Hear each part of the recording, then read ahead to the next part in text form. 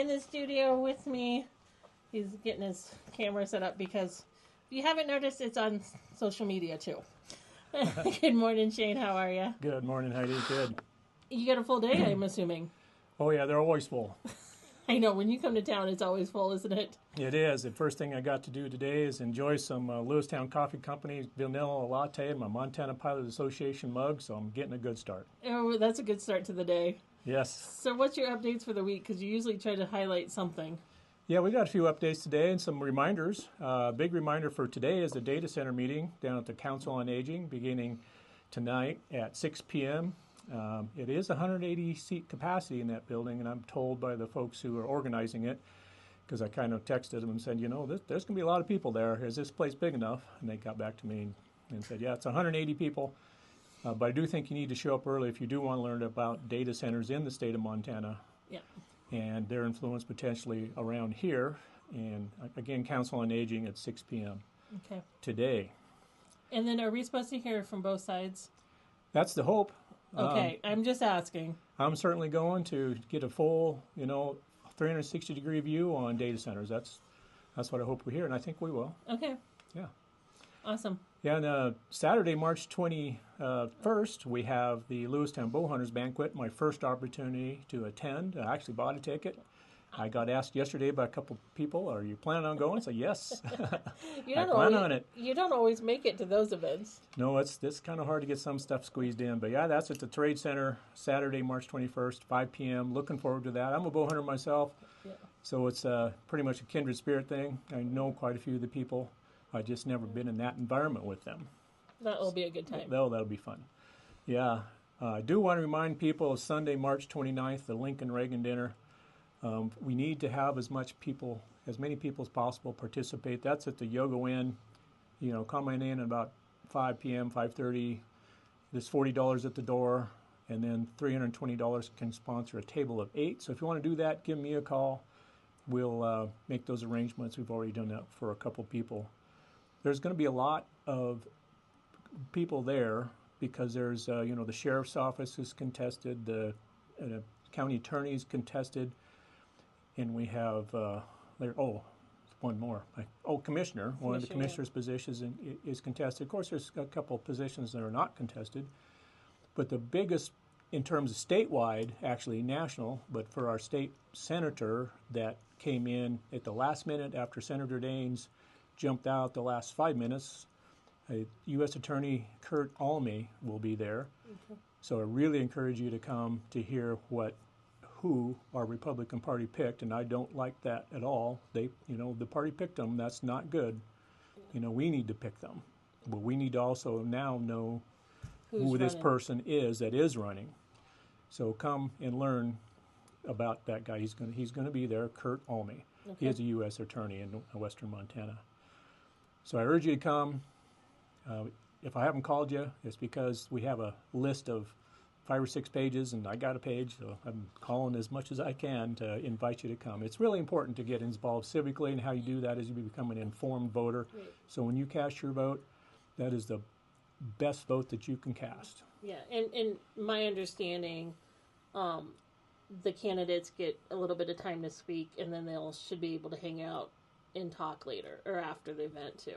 That is correct. Yes, okay. We'll each candidate will have a time slot. I don't know just how many folks, how many minutes they're going to be able to talk, but you'll get to hear about them. But the big thing is talking to them one-on-one before and also after. Okay. And that's a good way to talk to both candidates that are running and ask your questions. Yes. We do have some other races locally that are going to be there, like our current sitting Senator Barry Usher from this area. He is going to be there also. He has a challenger, Chris Reinhold here from the Lewistown area, and we need to locally learn about them too, each individual. So again, it's important to show up. It is, and it's a good way to find out who's running and what they're running for. Right. That is correct. I'd like to move on to a couple of ballot initiatives that are they're in my email box. They're on the paper. I did have an opportunity to talk to Jeff Mangan, who is part of the Montana Plan, which is from a group called the Transparency Election Initiative. It's I-194. Okay. The original one of those got deemed legally insufficient by the Adjutant General, Austin Knudsen, and the Supreme Court agreed with him.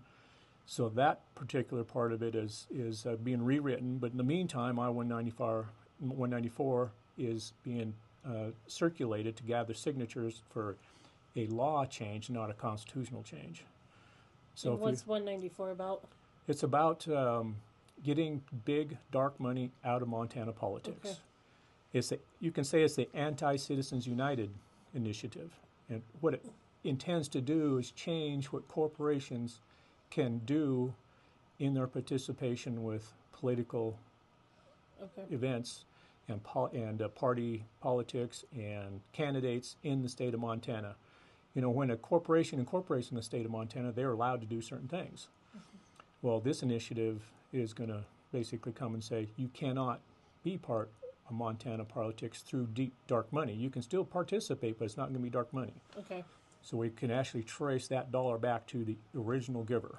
And that will be on the ballot in the fall? Well, it's the ballot initiative petition drive is going on right now. It's got to gain a certain number of signatures statewide and so much percentage in the counties. And just in ballot, these petition drives in general, just know that we passed a law last session, signed into law by Governor Gianforte, that says that person collecting your signature has to identify themselves by name. They have to identify who they're working for, whether they're being paid or not, and you also have the right to see the actual petition language, not just what they tell you. Okay. And there was a lot of lessons learned from CI 128, which is the abortion initiative that actually passed, and now that is enshrined in Montana Constitution. There were some shenanigans that happened there that were challenged, and it passed, and it's in our Constitution. So we tried to clean that up because we had a lot of out-of-state paid petition gatherers, which is fine, but now you have to identify yourself.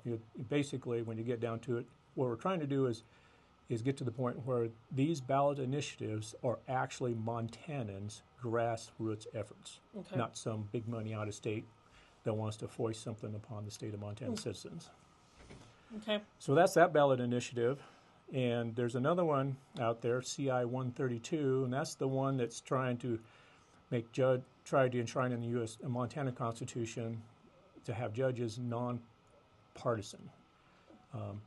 And right now they are nonpartisan races for judges, Supreme Court, District Court, and that genre. And as you know, in the last session there was an effort to allow them or require them, depends on which bill you looked at, to allow them to sign up as a partisan, whether Democrat, Independent, Republican, Green Party, whatever.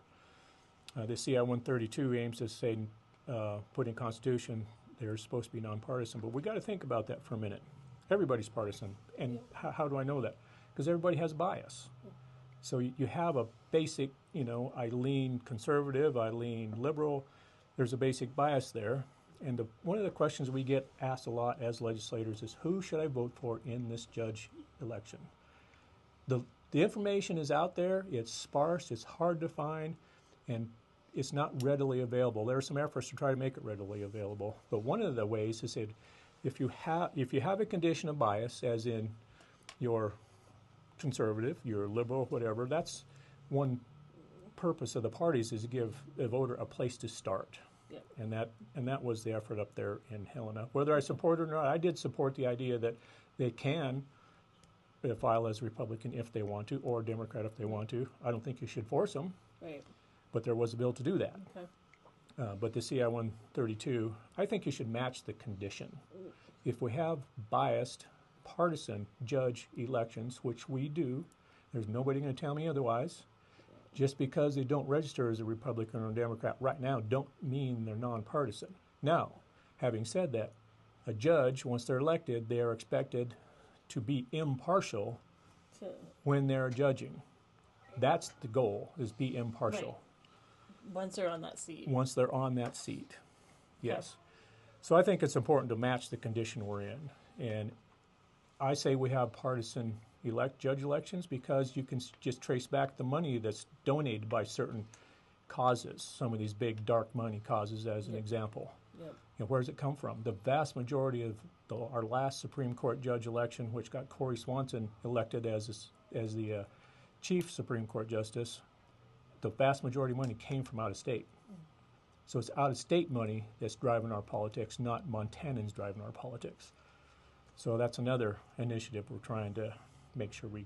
And that was 132? 132. I don't like it because I think if a person wants to affiliate, they should be able to. That's freedom of association. Don't we cherish that in our U.S. Constitution and also our Montana Constitution? I think we do. We shouldn't be stifling that just to protect a certain class. And one more thing I want to talk about is Governor Gianforte is trying to convince the Montana Supreme Court to expedite its hearing on Senate Bill 542, the lawsuit against Senate Bill 542, which is brought by 2 sitting senators and 1 retired senator. And that bill was one of the 2 that formed the property tax. I was going to say, that was property tax, wasn't it? Property tax legislation that came out.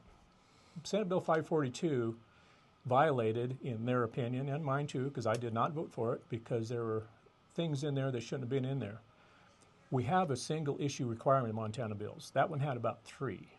One of those 3 was an appropriation of $92 million to give you $400. That's an appropriation. That should be an appropriation bill, not a tax bill. So that was one of the issues in there. And there's some other things that it did with 2 other competing issues that were separate issues that were in that bill. And Governor Gianforte, he wants to not have that lawsuit successful. And if that's the case, then our Supreme Court is not adhering to our Montana State Constitution, which requires a single topic in our bills that become law. And I didn't vote for Senate Bill 542 because, as you know, at the end of the last session, it was one of those last-minute deals, and a lot of people voted in favor of it just because we got to do something. Well, they voted for an unconstitutional bill, in my opinion, and the opinion of other people. So that one's up for a lawsuit. That is in the lawsuit process right now, and Governor Gianforte is trying to convince the Supreme Court to expedite it. And I know you hear information, so we'll just keep posted on that. Oh, yeah. Yep. That's what I figure my job is, to keep people informed as best as possible on my website, ShaneKlakken.com, or on my Facebook, Shane Klakken from Montana, my X account, Shane Klakken from Montana. I have TikTok even, which is kind of interesting for me because I don't do that kind of thing. And then also Instagram, and I do have a YouTube page, Shane Klakken from Montana on YouTube. These videos get posted to, so you can go back and look at them in posterity, just in case you miss something. Yeah. And also the idea of having a newsletter, the fact of having a newsletter that we take, radio spots like this, and also my week in review that I submit to the paper. I also have it there, transcribed and posted, so you can read there and also see it there if you want to. But the Reagan Dinner is an excellent way to get, for the local guys anyways, especially, to know who's running. Yeah, Reagan Dinner is very important. I just urge all conservatives and people who are not as conservative, if you're a Democrat and want to come, it's an open forum. It's $40 at the door, $320 for a table of 8. Yep. Come and hear what's going on, what these candidates have to say. Exactly. Anything else, Shane? No, that's it. I gave out my contact information, except for my phone number, 406-217-6107. Again, that is 406-217-6107. And if you do want a table of 8 for $320 at the Reagan Dinner, give me a call. We can coordinate that. I've done that with a couple of folks already. Okay. It's not hard. What you do is you just show up, and there'll be a table reserved for you, and then you pay at the time you come to the door. Awesome. All right, and I will be right back after this.